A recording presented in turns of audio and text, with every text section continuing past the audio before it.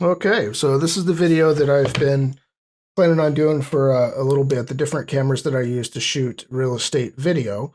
I have had several of them, still have several of them, so I wanted to go through what those cameras are, what I think about them, the different strengths and weaknesses of those cameras.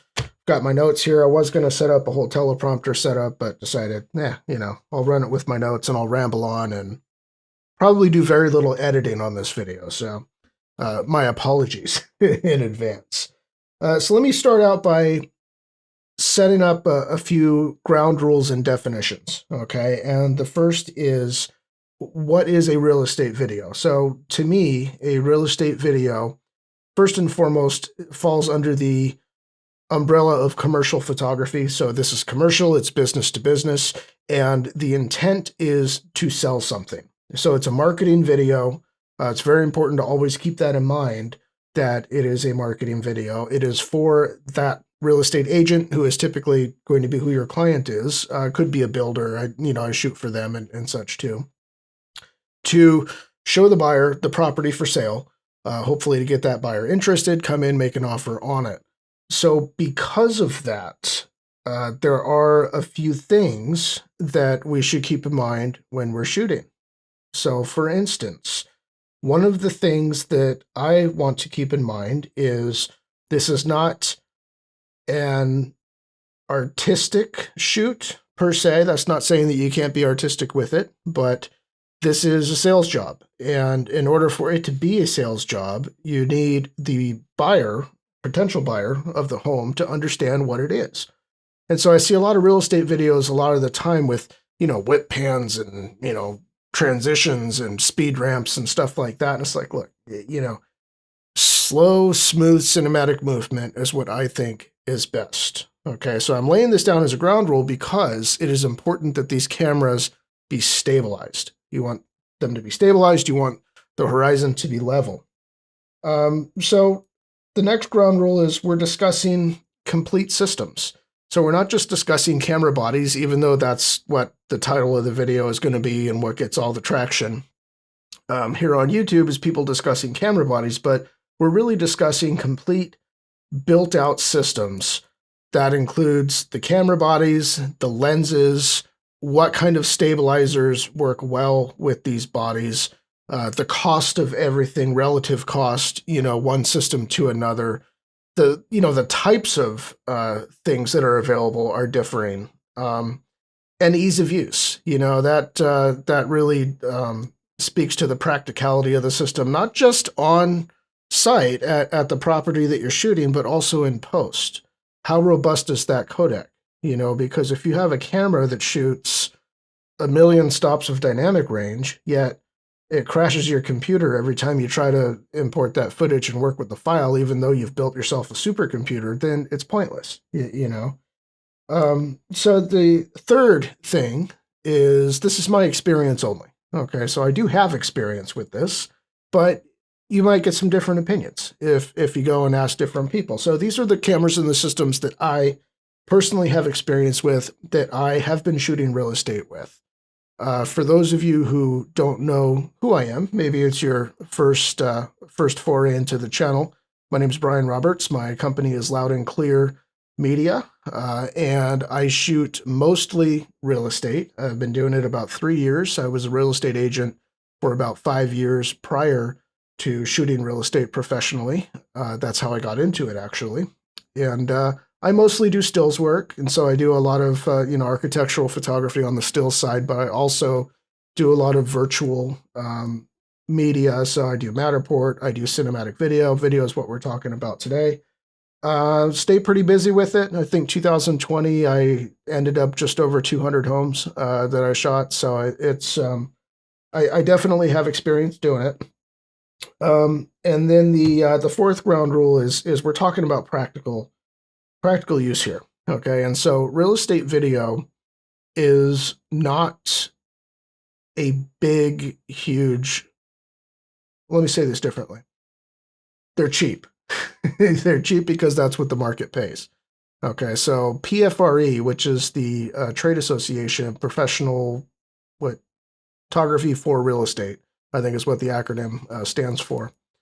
they did a poll a few months back, 5, 6 months back, about how much you're charging for real estate videos, and there was multiple choice, and they had different pricing tiers. The largest tier, okay, the most answers were between $200 and $300 for a real estate cinematic property walkthrough type of video, and that's where I am too. You know, so it's a $200 or $300 video. So it's important that you don't spend a lot of time. You know, these are quick videos. These are run and gun. Like, you need to shoot this thing, be in and out in less than an hour, and, you know, hopefully not spend too many hours on the back end, even though the editing will certainly take you longer than the shooting will. So, you know, if you're getting $200 or $300, it's a volume thing. You know, how many hours can you afford to spend on this thing if you're getting $200 or $300? And so the practical use of these systems is really important. Okay. So let me get into, let me start at the beginning with the cameras. So when I first started shooting interiors a few years ago, I was shooting on the 8-bit Sony Alpha bodies. I was shooting on the A7R III, the A7 III, and I have an A7R4, but I don't think I've shot video on it. So the A7 III primarily is the best of those 8-bit bodies for video, and I'll get into why in a bit. They're 8-bit, 420 chroma subsample, unless you were to send it out to an Atomos Ninja 5, then you'll get 422 chroma subsample. It doesn't make really any difference for real estate video. I would be curious to know who thinks it makes any kind of difference for anything, because it's still 8-bit, and that's really your limiting factor. And about that, with those cameras, the 8-bit Sony bodies for real estate video, well, first and foremost, they do not have 4K slow motion, and that's something that I think is really imperative when it comes to real estate video, is having slow motion in 4K. Some people define slow motion as 60 frames, and, you know, and faster than 60 frames. I really think it starts around 40 or so. If you're shooting something in 40 frames and slow it down to a 24p timeline, that'll give you a slow enough for it to look a little bit more cinematic. I hate that word, but I guess I'm going to use it because everybody else does too. And it's a good word to describe what I'm talking about. But it does not, the 8-bit Sony bodies do not have 4K slow motion. They do shoot 60 frames in 1080p. It's not a very good looking 1080p. And so what I would usually do with those is I would shoot 4K because I want to deliver in 4K. That's quickly becoming the standard, you know, is delivering in 4K. And I really would perfect my crouching tiger ninja movements. You know, I'm like Tai Chi master there with a, you know, with the gimbal.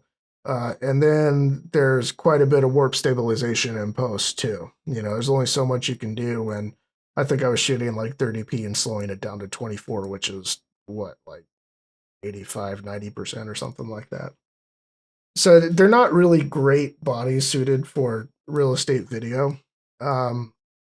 As far as the dynamic range goes, and that's the other thing that's very important for cameras that are real estate video cameras, the 8-bit Sony bodies, it's not that they have poor dynamic range, because they don't. The A7 III actually has pretty decent dynamic range, but the problem is, okay, when I'm talking about dynamic range for real estate video, I'm not interested in the total dynamic range. I'm interested in the stops above middle gray, you know, and how they treat those highlights. I'm interested in how those highlights roll off.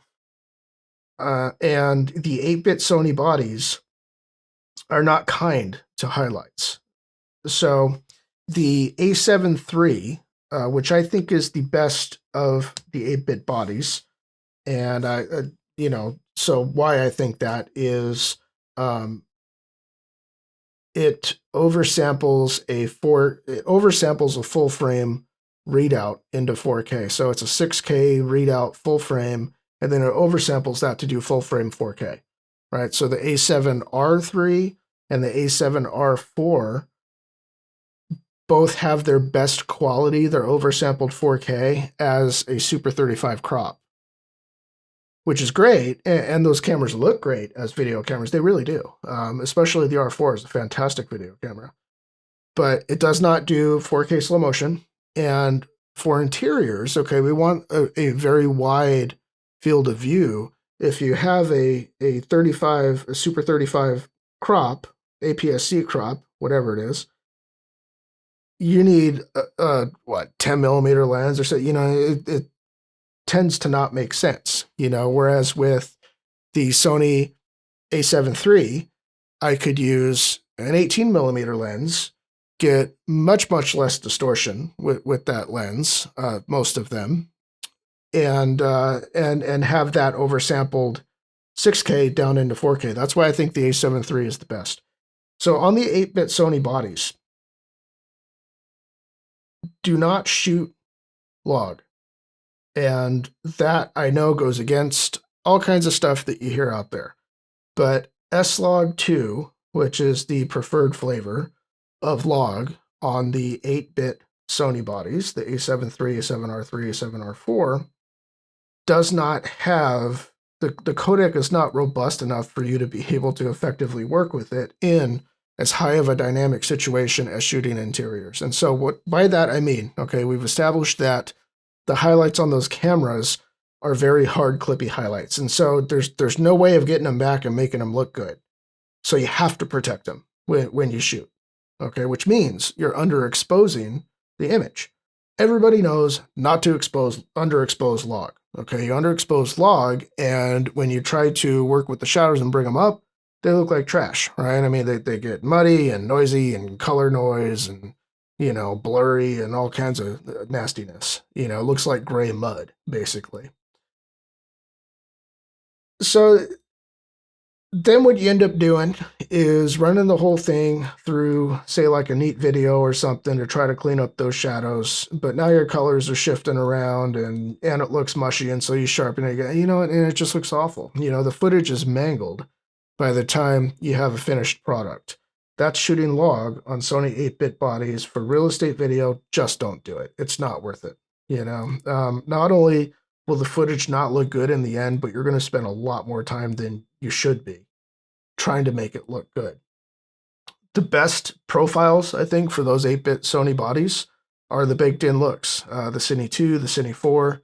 You can tweak the settings a little bit. I would say probably turn down the contrast, turn down the sharpness, for those types of profiles. But, and understand you're not going to get as much dynamic range out of it as you will the log profile. But in order to get it from what you get out of the camera to a deliverable image, you have to push and pull the codec a lot less, with those, with those baked-in looks. And so I think that's what you should be doing, is that. So I shot with those for a few years, for a couple of years. And then I made a big jump up, like an enormous jump up. And I bought a red DSMC2 Dragon X. That is a 6K shooting 16-bit red raw camera. It allegedly has 16.5 stops of dynamic range. It is a beautiful camera. It's a cine camera, so it's a beast. And boy, that was eye-opening on a few different fronts. One of them is I had been struggling trying to grade Sony footage for 2 years or so, and now all of a sudden here's this 16-bit red raw that, I mean, if what you're used to working with is 8-bit and even 10-bit, the 16-bit R3D files wake you up in a hurry. And it's funny that, whenever the conversation online goes to red, on YouTube, there's always at least one person saying, "Oh, red is overpriced," and they're just like, you know what? Have you ever used one or owned one? Because I guarantee if you had, you'd get it, But if you haven't, then you probably won't get it, But it is something. It's a beautiful camera. It's a beautiful codec. It's a monster to try to use. Okay, so my stabilization journey with a red. First got it and got a glide cam, because at the time there weren't any gimbal options that could hold the weight, other than spending some big bucks on a Movi Pro or a Ronin 2. I didn't want to do that. You know, I had a Crane 2, a Zhiyun Crane 2. Wasn't going to work with that. Tried it once, actually. Didn't work. And didn't want to spend the big money on the gimbal, so I got a glide cam.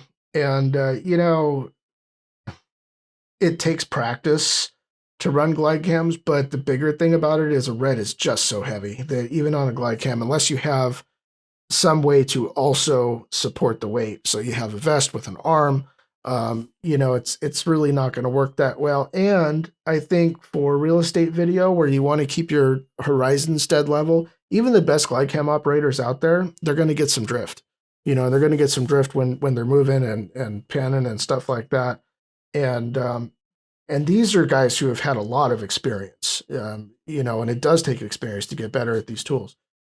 So I pretty quickly knew that I wanted to shoot on the red, but that wasn't going to be the answer for me. About this time, the Zhiyun Crane 3S came out. And here's this gimbal that is much less costly than the Movi Pros and the Ronin 2s of the world. It says it's going to handle 15-pound payload, which is perfect for the red. And so I bought one. This was the worst gimbal that I have ever touched. And I'd had a few different gimbals at that point. It was awful. And to Zhiyun's credit, through firmware updates, it's a little bit better now than it was then, but it's still not a good gimbal. It, you know, the architecture of the Crane 3S was designed for the most recent previous Crane 3 gimbal. And then for the 3S, one of the things they did was they put an extension arm on, you know, on one of the arms, so you can have the clearance for cine cameras. And it works. It gives the clearance for cine cameras, but it also kind of messes up the geometry a little bit, you know? And so people quickly found out that you can't perfectly balance the thing. You can't balance I think it's the roll axis. You can't balance the roll axis and the tilt axis, I think, perfectly. If one's imbalanced, the other one is always going to be out. Just a little bit. And Zhiyun knows this, and they tell people, oh, well, you know, if it goes back to center on both ways, then it's balanced. No, you know, I mean, if it stays there, it's balanced. But, you know, it's just a wonky gimbal, and it, you know, in the underslung mode, it kind of wags like a dog if you have the motor strength turned down too much. But then if you turn it up too much, it does what any gimbal does, and it starts vibrating. So you got to kind of, you know, you're always playing with this fine-tuned balance of this thing, and it's just not a great tool. So after dealing with that for a while, I'm like, you know what? At this point, actually, the red Komodo had been announced, and we are getting a bit more information on what the red Komodo is. Looks like a really exciting little cine cam. So I thought, you know what? I'm gonna get a red Komodo. Yeah, I really enjoy shooting red. The Komodo does the 16-bit R3D files like the big boy does. So I'm gonna throw my hat in for that. Turned out that it's a really hard camera to get, and it's still a hard camera to get. Try to get one, and you'll see. You know, they're backed up for what, 3-4 months now. You know, so okay, I'm still interested in the red, but I also at this point have been hearing a lot about the Pocket 6K. So when I bought the big red cine camera, there weren't a lot of options out there other than cine cameras to do 4K slow motion with a good dynamic range, which is something I wanted for interiors video, which is why I went down that route to begin with. Plus, I'd always wanted a red. There was the Pocket 4K out there, but, you know, it's got the, you know, the micro four thirds, and it's all different lenses and, you know, speed boosters, and, you know, so I don't want to deal with any of that, right? But now the Pocket 6K comes out, and it is a Super 35 sensor. It's a Canon EF mount, you know, so I can use full frame glass, and EF glass. I'd already been buying a couple EF lenses for my Red Dragon, which I have an EF mount on. And EF glass is probably the most practical system to spend money on with glass because you can adapt it to anything. right? I mean, you can adapt it to Sony E, you can adapt it to Canon RF. You know, I mean, the EF Canon EF mount glass is really, really versatile. So, okay, so I'll buy a Pocket 6K to do real estate video. Got it in, and I'd always heard the chatter about how good the Pocket 6K is, but it did not prepare me for how beautiful this camera is. I mean, it is a really, really nice camera. That's actually what's filming me right now, is the Pocket 6K. The image is gorgeous. And it has, I think, a lot of dynamic range. The jury's kind of out. Like, some people say it has more dynamic range than they say. I think they claim 13 stops on it. But it has this, you know, highlight roll-off sorcery thing that it does. And the B-RAW codec is not nearly as robust as the red codec. You know, let me get that out of the way. But it is much more robust than 8-bit and 10-bit log codecs out there as to how you can work with the footage. And I think it's 12-bit, the B-RAW is. And it runs really nicely too, on moderate computers. So it's really, it has a lot of neat things going for it. The Pocket 6K, a couple things that it doesn't have going for it is, yes, it's a Super 35 sensor, but it's a small Super 35 sensor. So I like to be with my interiors videos at about the 18 millimeter perspective, full frame 18 millimeter perspective. That's just what I like. You know, it's wide enough that it makes the space look big, but not so wide that it makes it look cartoony and stretchy, and you get all kinds of warps and stuff like that as you're doing pans. So 18 millimeters is about where I like to live. On the Red Dragon, that equates to a 14 millimeter full frame lens, and I use a 14 millimeter Canon Cine Prime on that when I'm shooting interiors, mostly, you know, for the wide shots. On the Pocket 6K, it's a little bit smaller of a Super 35 sensor, and so I use the Laowa 12 millimeter f2.8 on it, which is a good lens. I have a couple different copies of it, one for Canon, one for Sony. There are some variances just between the two copies I have, so it's not a very tight tolerance type of lens, but it's a good lens in that it's really well corrected, and it gives you about an 18 millimeter perspective on the Pocket 6K. Pocket 6K also has different media options. Shoots to CFast cards, which are the CFast 2.0s, which are expensive cards, but it's not nearly as expensive as the Red Minimags. You can do, I'm not sure which frame rates and resolutions you can do to SD cards and where that maxes out. I don't know if it's UHS-2 or not in there. But you can also do, if you're crazy, you know, you can do to SSDs. And I'm actually tracking to an SSD right now because the thing's not moving. If it was moving around, I would shoot into the internal CFast. And that's what I do when I shoot real estate video. The whole battery life thing is overblown. You know, this is a Cine camera. It's got a Canon LPE6 in there. Really, the intent was so you can be able to hot swap V-mount batteries going into the 12 volt. Okay, so just take it for what it is, a Cine camera. You know, and there are plenty of other battery options out there. When I'm shooting real estate with the Pocket 6K, I don't do any other battery options. I use the internal Canon LPE6 because, well, one, I can typically go through a house and get all the shots that I need in one battery. Even if I can't, it literally takes me 5 seconds to pop the old one out and new one in. You know, not a big deal. So moving on to the, all right, so let me back up. All right, so I used the Pocket 6K for, I've only had it maybe a few months. And so I've done, I don't know, less than 10, I think, you know, real estate videos on the thing. And it's so good and impressed me so much that the Komodo kind of fell off my radar. I'm probably still going to get one because it would still make an outstanding B cam to my Dragon X. And I want to do more of this type of thing, you know, the talking heads, the corporate interviews, the, you know, the branding and stuff like that this year in 2021. That's one of my goals, is to do more of this kind of work. And so the Komodo would make an outstanding B cam for the Dragon, so I'll probably still pick it up. But the Pocket 6K is so good that it has largely fallen off my radar for a real estate camera. So moving on. I've had the Pocket 6K for a few months. In that few months, Sony had released the A7S III. This is a camera that interests me because, as you'll remember, I started out shooting on the Sony 8-bit bodies and have a lot of nice Sony glass, and I still shoot all my stills on the A7R IV as my primary stills camera. So I'm really into the Sony system. And so the A7S III looked like it'd be fantastic for real estate video. It does high frame rate 4K. It has a very good dynamic range. It has a 10-bit internal codec.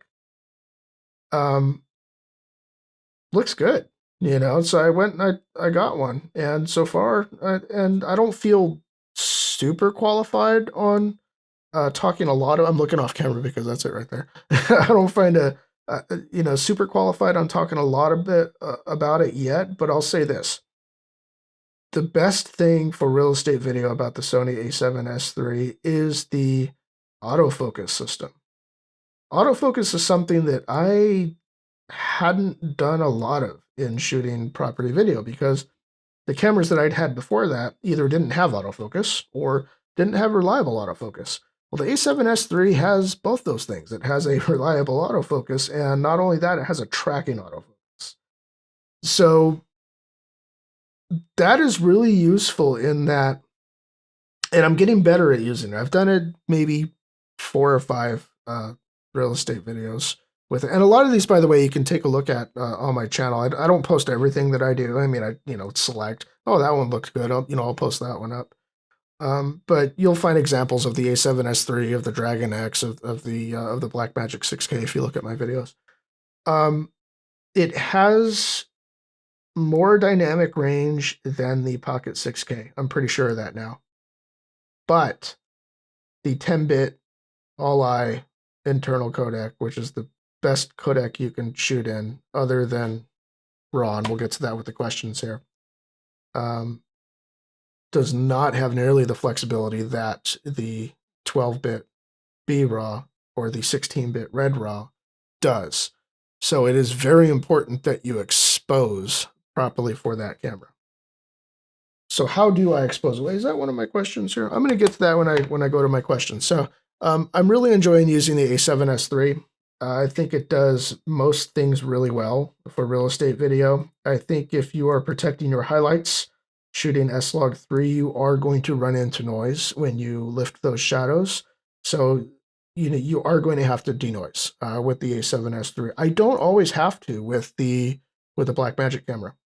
And that's downsampling the 6K to 4K, downsample some of that noise. And I also think that the dual gain ISO structure of the Pocket 6K, where the second gain stage is at a native 3200, is more usable for that type of work than the 12,800 or whatever. The Sony's like way up there, so you can use it, but then you got to stop the lens down, and it kind of works. So let's get to some questions here. Now, these are questions that over the last couple videos that I've done, I said, hey, ask some questions, I'm doing this camera comparison kind of thing. So Nick Mazzo wanted to know, what are my settings for darker interiors for real estate? So thanks for the question, Nick. The video that he commented on was a new build for a builder. It was using the A7S III.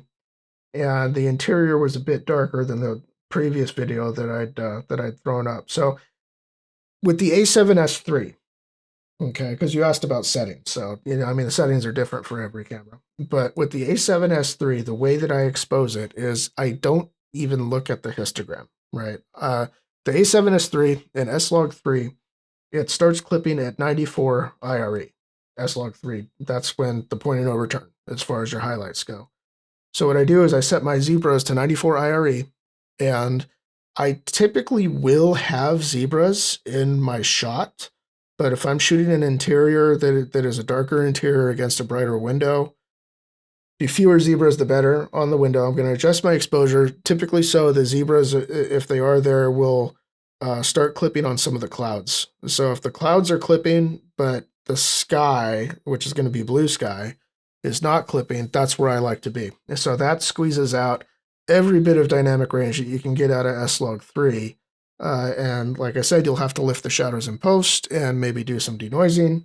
But you know what? Don't be afraid to let a dark interior be a little bit dark. You know, it's like I started out this video saying, this is a sales job, you know, and so with real estate, you want everything to be a little bit bigger and a little bit brighter than it actually is. And that's true. And it's true for video too.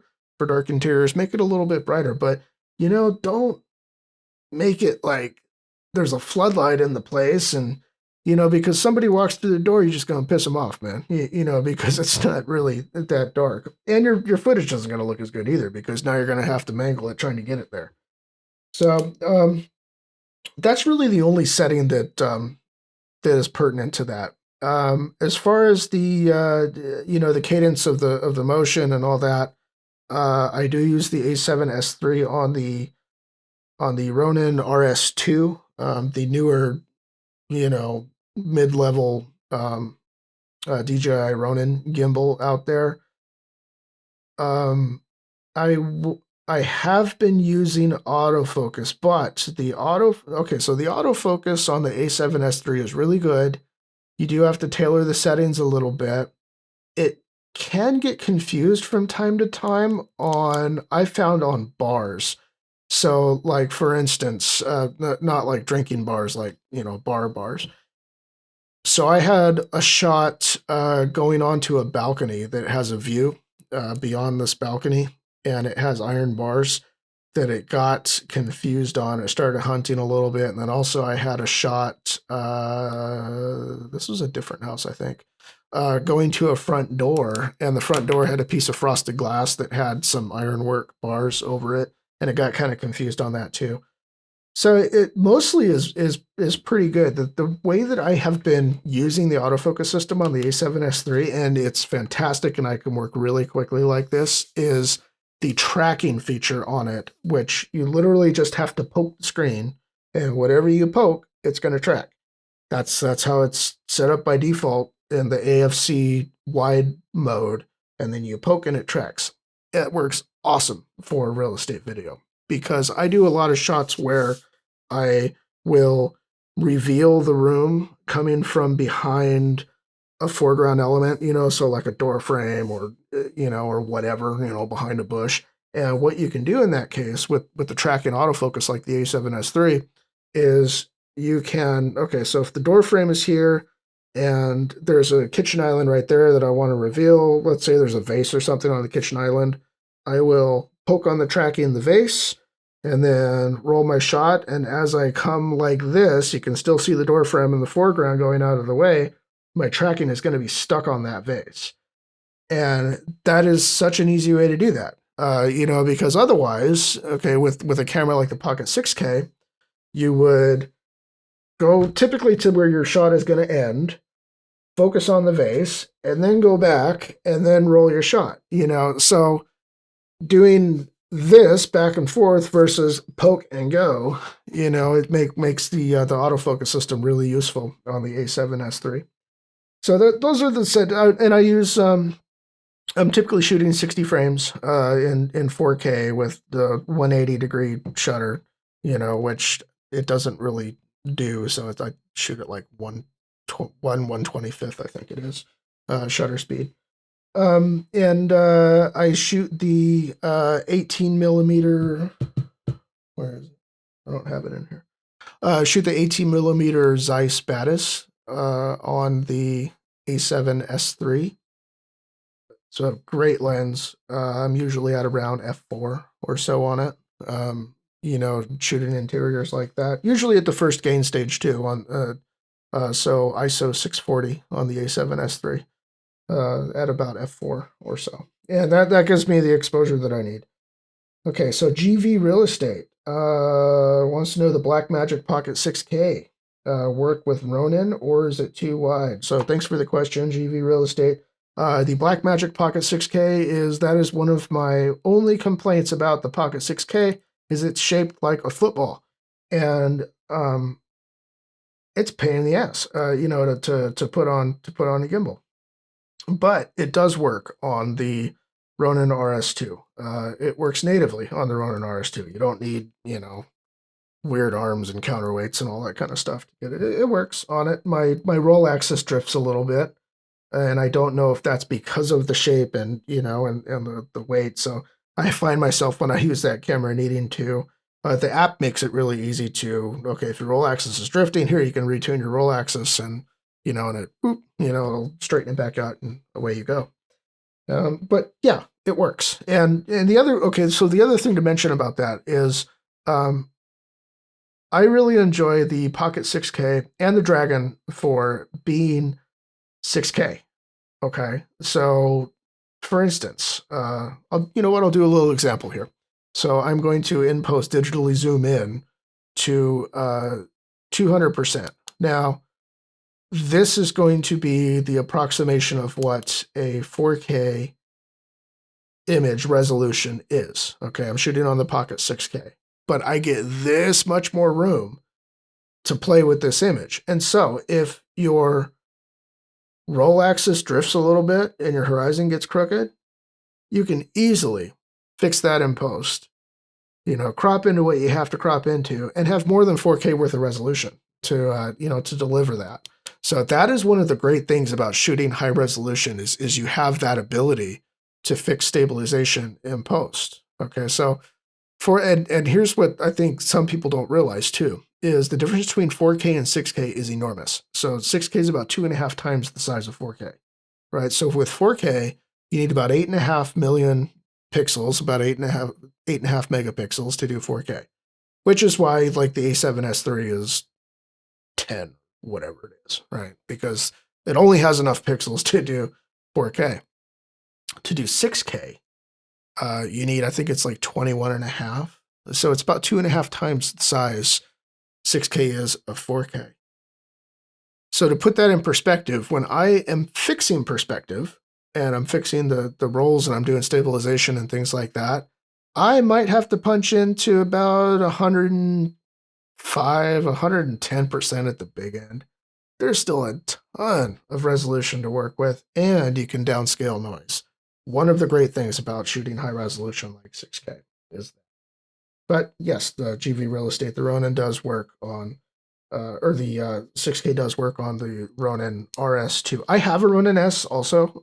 I haven't tried it on it, but it does work. I've seen people, with what it works on.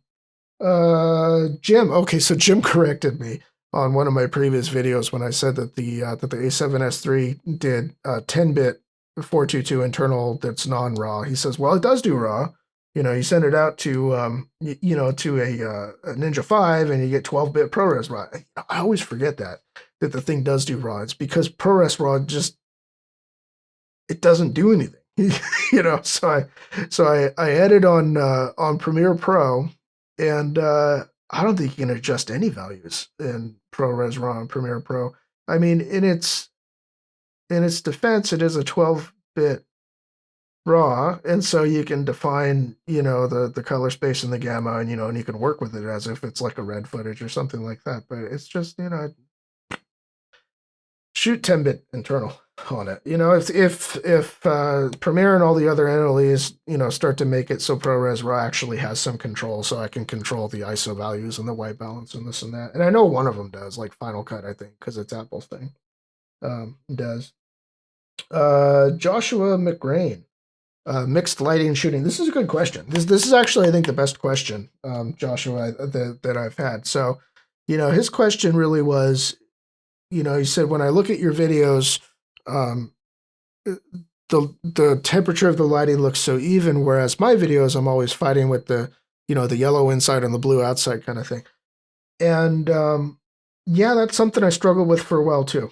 And the way that I circumvent that is I really rarely white balance for the shot, okay? But instead, what I will do is typically I'll run the exteriors at about 5700 Kelvin, and the interiors I'll be at about 4500 Kelvin.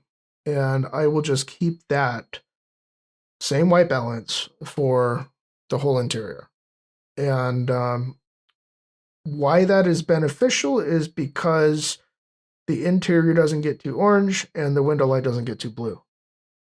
If you are white balancing for an interior, okay, so if you have a shot of, say, this room that I'm in right here, and I've got some windows blowing nuclear light into it, this room's probably a bad example because it's very dark, but if this room was white or whitish, beige, whatever, a lot of guys will get their white balance like on a door frame or something, because it's white. So they'll sample that with their camera, and it'll probably hit your white balance cooler than you'd want. The interior will look very white, but your window light's going to be blue. And vice versa. Oh, my window light's blue, so I'm going to white balance. Then my interior is orange. So what I do is seriously, bud, I run like 4500 Kelvin. And, if I have to do some minor tweaking in post, that's fine. These codecs these days can handle that. Because I'm not taking something from 45 to 75 or 45 to 25. It's a couple hundred Kelvin one way or the other if I have to do any color correction at all. And so that's the way I do that. So I think I've rambled on long enough for you. I am going to do another video because like I said, I'm thinking about getting a red Komodo, but I have something new coming too. And just doing this and kind of chasing the dragon, pun intended, with all these cameras nowadays, I'm going to do another video on what I think about all the new cameras. So that would be the FX6, the recently announced Sony A1, which is a steak sauce. Apparently they didn't check that out first. The R5, the C300 Mark III, the C70, the Komodo. Did I miss any? So, let me know what you would like. I have thoughts about all those, and which ones I might get, which ones I might avoid. Am I going to get all of them? Am I going to avoid all of them? I'm going to spend some money here. Actually, I have spent some money recently about something that I have not discussed. And guess what that is? And tell me what you would do, if you're in my position where I want to still mostly do interiors videos, but I also am looking to do more corporate type of video work. So I think that is all for now, and I'll see you again. Take care.